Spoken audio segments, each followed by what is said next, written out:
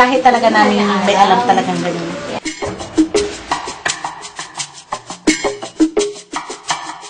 Alam mo siya, mapanubog yan.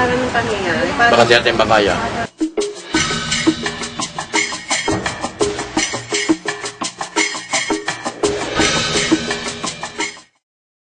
So like I said, faith healing is very much embedded in our culture already because it's been existing in our for a long time and it has received a lot of attention from the media already. Likas ang pagiging relihiyoso nating mga Pilipino, mapa-Kristiyano, Muslim o iba pang relihiyosong sekta.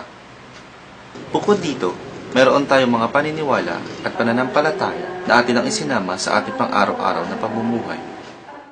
Dito sa lungsod ng Navotas, masasabing buhay pa rin ang paniniwala at tradisyonal na sistema ng panggagamot. So when we're talking about faith healing, or faith healers, okay, it is culturally embedded. Okay? It's a way that our culture uses it as a coping mechanism. Dito ay aming nakilala si Mang Ed. Sa araw na iyon, ginagamot niya ang isang dumaranas di umano ng barang. Alam mo siya, mapanubog yan. Baka di natin makaya. Eh magdusa tayo. Sa amin na focus yun. Dahil alam ng demonyo kung saan ang kahinaan ng tao.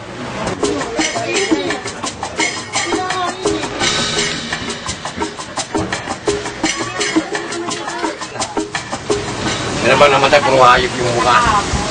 Ito po yung tubig. Pag may maraming hayop, parang yan. Kasi naman ang sumasakit, hindi ko pababayaan. Sila ay aking ililigtas at ipagtatanggol. Sila ay aking susubuan. Hindi naman sinabing mismo siya. Culturally speaking or socially speaking, this is also very much influenced by the socio-economic status that people have. Okay, in which a common characteristic of people from that class would be their faith can be fanatically expressed and somewhat radical expressed. Yung mga magugulang, nagbabaho niya ng damit. Kung anong hayop ang kumapit doon, iniipon yun. Pinakakain ng sarili ng dugo. Yun yung orasinan, inaalagaan, inuutusan.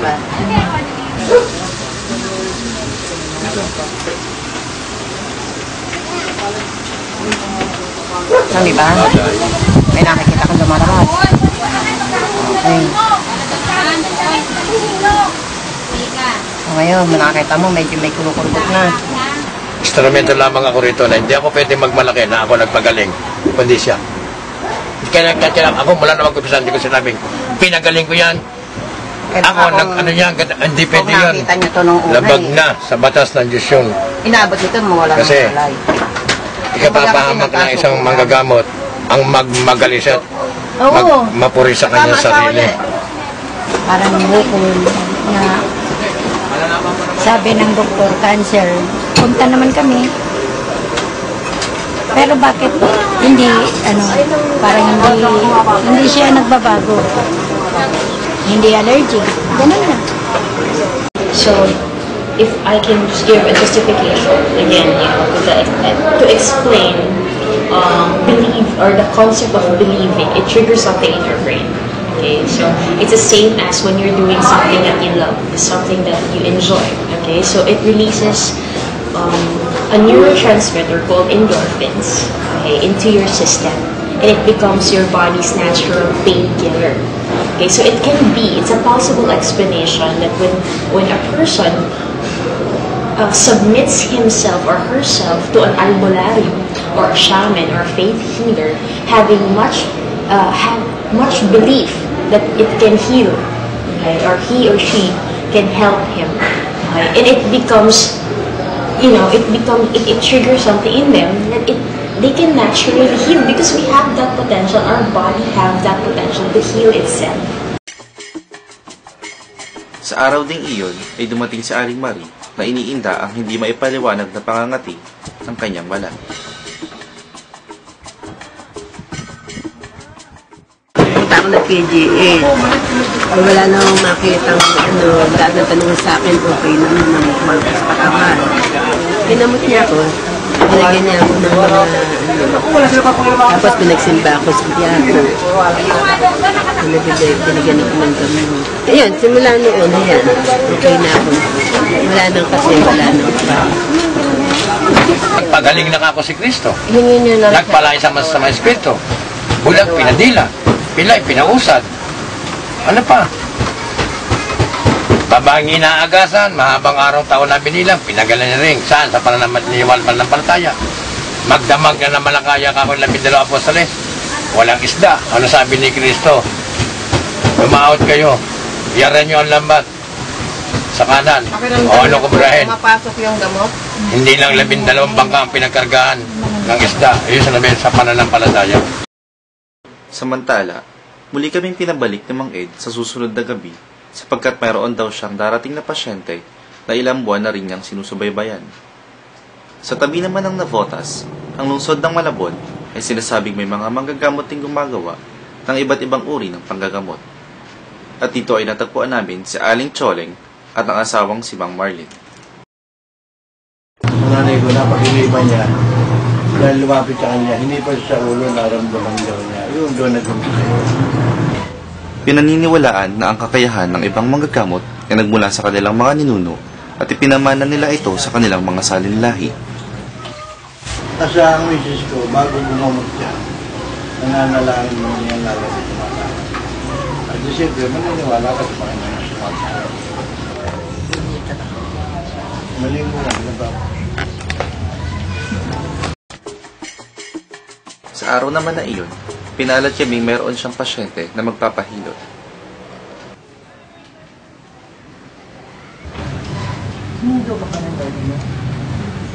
Maya-maya pa ay may dumating ulit upang magpahilot dahil sa pabalik-balik na sinat. Si Aling Choling din ay gumagawa ng pagtatawas. Maraming pamamaraan ang pwedeng gamitin sa pagtatawas. Ngunit ang ginamit ni Aling Choling ay ang pagtutunaw ng kandila. Hahayaan itong pumatak sa tubig at taantaying may mabuong imahe. Wala kaming naabot ang pasyente ng tawas ng araw na yon, ngunit siya ay nagpamalas kung paano ginagawa iyon. Ito tayo kasi nag-uusap eh. Tayo lang. Kaya parang ano ito. Wala na. Parang ano, nadadaanan lang tayo ng mabait. Nakatira dito sa looban. Matao sila, wala pa lang. Parang makikinig.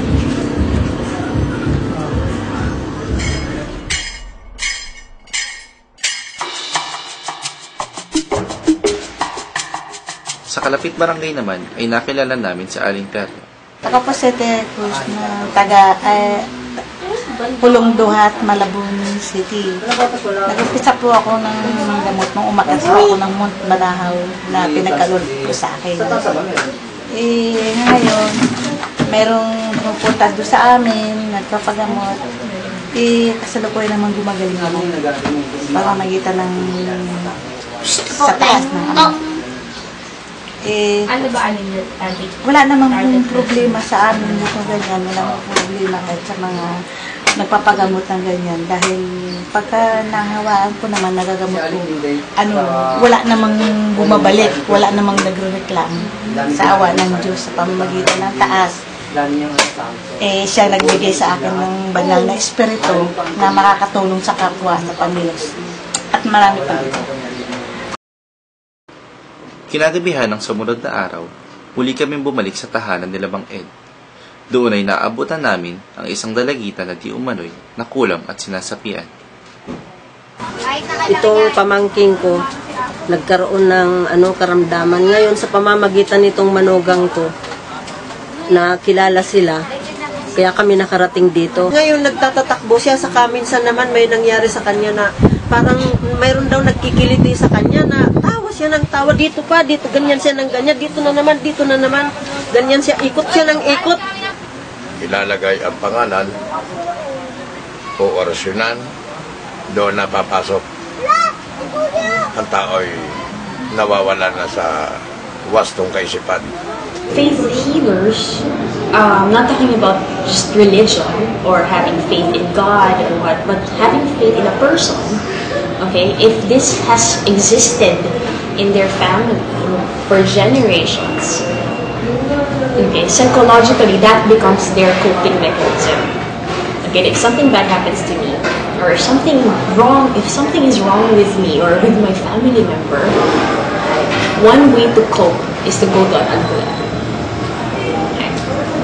Now, of course, I have already explained earlier the social factors. We're talking about biopsychosocial model, diba? We're using that. And the social approach would be is that it is part of our culture. It's embedded in our culture for many generations. Sa kabuuan, marami pa rin tayong bagay na hindi pa rin mapagkasunduan at may paliwanag pareho ng siyensya at paniniwala.